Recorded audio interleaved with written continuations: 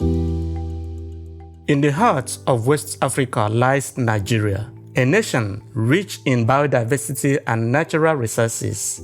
Amongst its most valuable commodities is palm oil, often referred to as red gold, a symbol of wealth, culture, and livelihood in many parts of Nigeria. But behind the glimmer of palm oil lies a growing environmental cost that threatens the very land it depends on.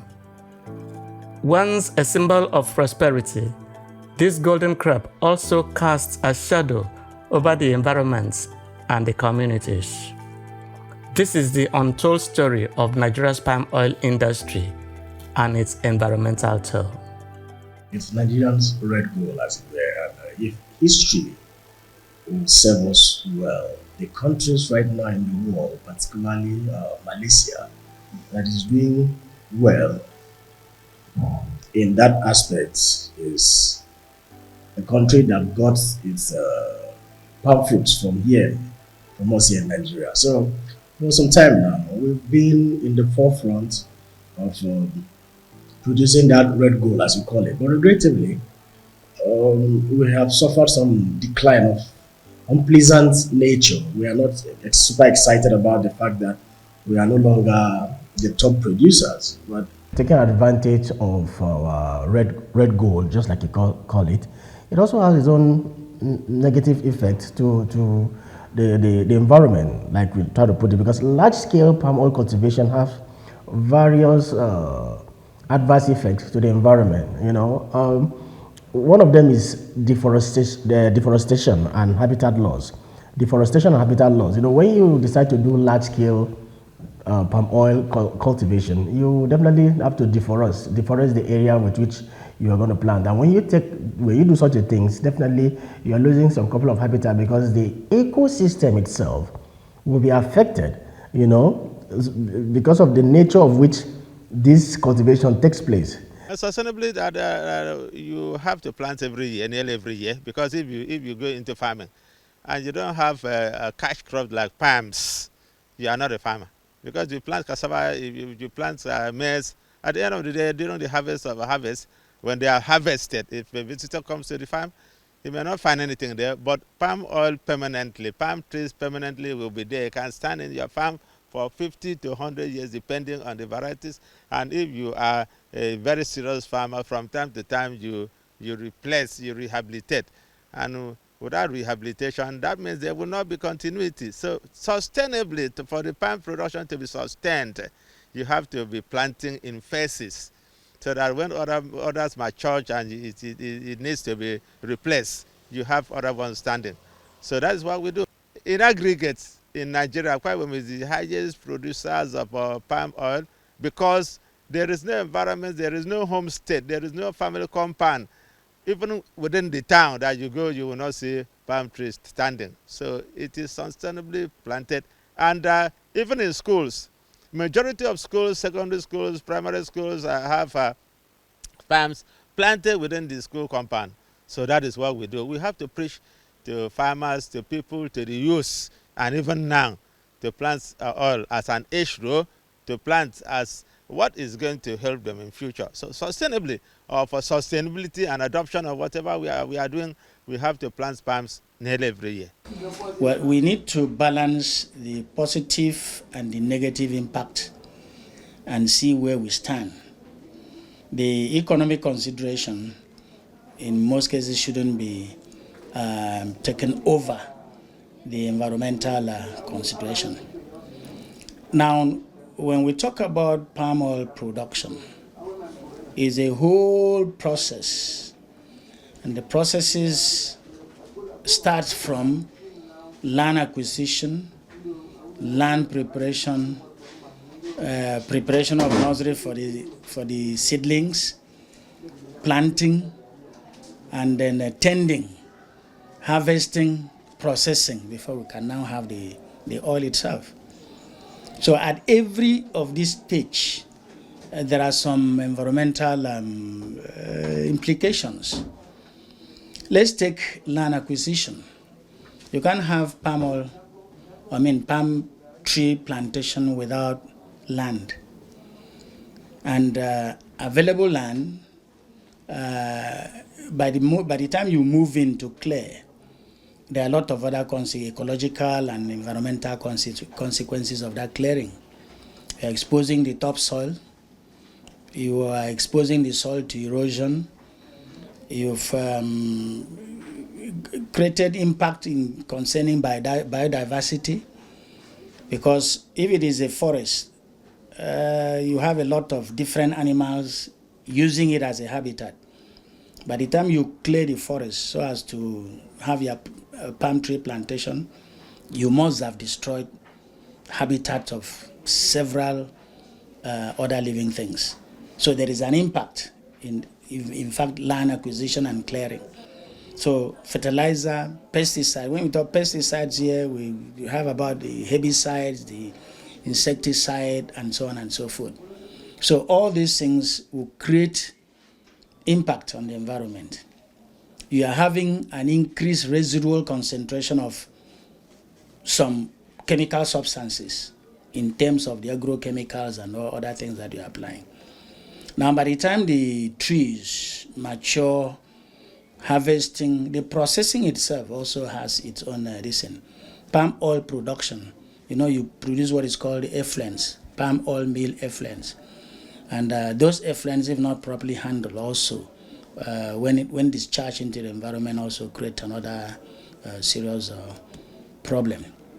So I think in summary, I would say that as far as it is a human-induced activity, there is an impact. And most of those impacts are directly on the environment, and the environmental health is affected. Palm oil has been integral to Nigerian culture for centuries.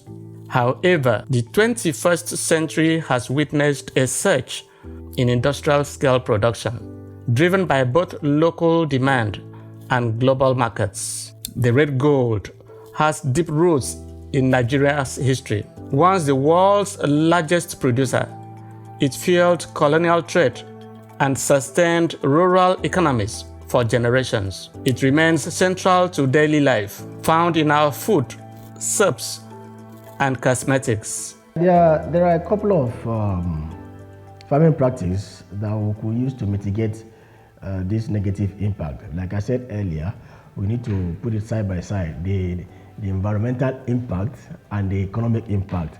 Now we'll put them on a scale. Which one is stronger? Because like I said earlier, there's absolutely nothing you do on earth that does not have an environmental impact. You sneeze, you breathe.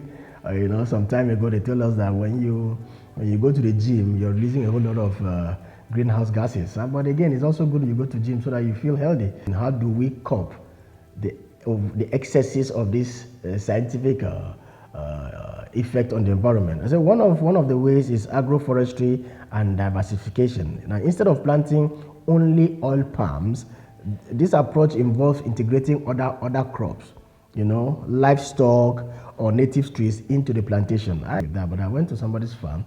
The person has a palm oil plantation. In that plantation, she dug out a natural pond. She dug out a natural pond in the ground there for her fishes, and she had cassava planted, just to create a diversity of some sort.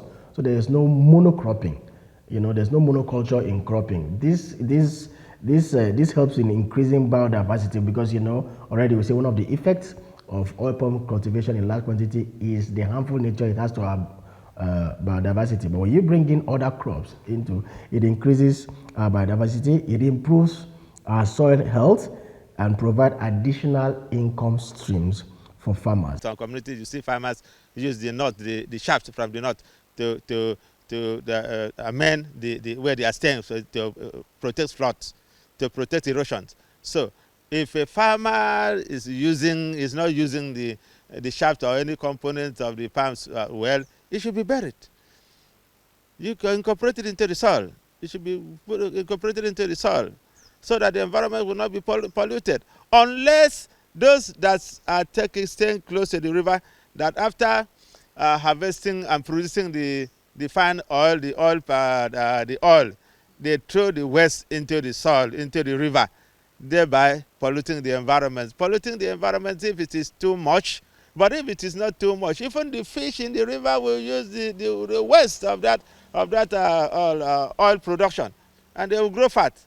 However, if it is used in an area that crops are planted within the river bank, and it is too much, they can affect crops like cocoyam, like groundnut, like other arable crops that is planted there, maybe okra or tomato or pepper. If it is too much, the oil is too much in the soil, it can cause lodging of the crops, and the crops may die.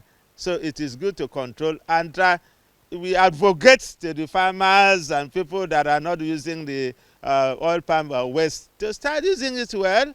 And that is why we must have an extension service that go around to at least advise the farmers on what to do to avoid pollution. The expansion of oil palm plantations has led to significant deforestation. Protected areas like the Cross River National Park, home to the critically endangered Cross River gorilla, are under threat. Deforestation, water pollution, and soil degradation are some of the byproducts of unsustainable palm oil expansion. Forests are cleared to make way for plantations. Biodiversity is lost. Rivers, once pristine, are now tainted with effluents from processing plants. Today, Nigeria ranks among the top global producers of palm oil. As demand rises, so does production, and with it, environmental consequences.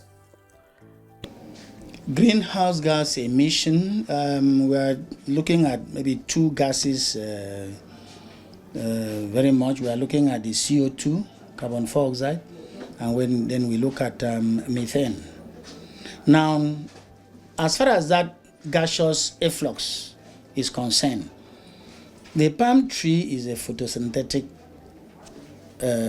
organism, let me put it like that. It photosynthesizes. Therefore, it requires CO2. So in that sense, it helps in removing excess CO2 from the atmosphere. So in terms of climate mitigation, it can also be used, because what it does is that as it is growing, it traps the CO2 that causes this problem we are having, this climate issue, because it is the CO2 that causes global warming, and the global warming results in this climate variability. So the palm tree, being photosynthetic, has a capacity to remove, so it can be used at least partly for mitigation.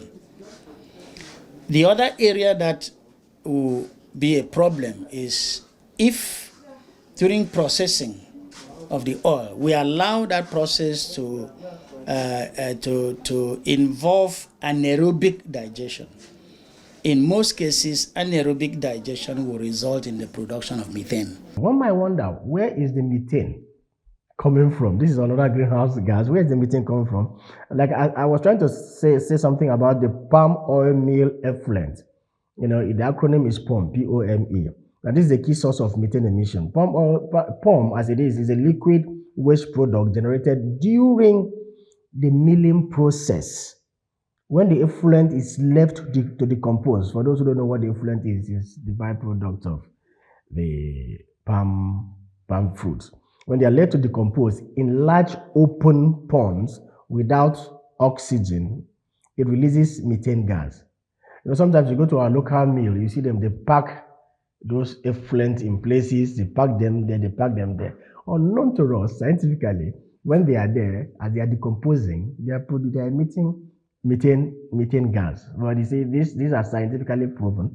But for us who are in our local oil mills, we don't know that. And then, you know, we sometimes allow it to dry up, and then we use it for fire. So those things produces some of those greenhouse gases we are talking about. So definitely, the production of palm oil in large quantity cultivation releases some greenhouse gases into our ecosystem. In response to the challenges, various stakeholders are advocating for sustainable practices like the National Initiative for Sustainable and Climate Smart Oil Palm, aimed at promoting responsible farming techniques. The fish we used to catch are gone. Our water is dark, and during harvest, the air smells of smokes and waste.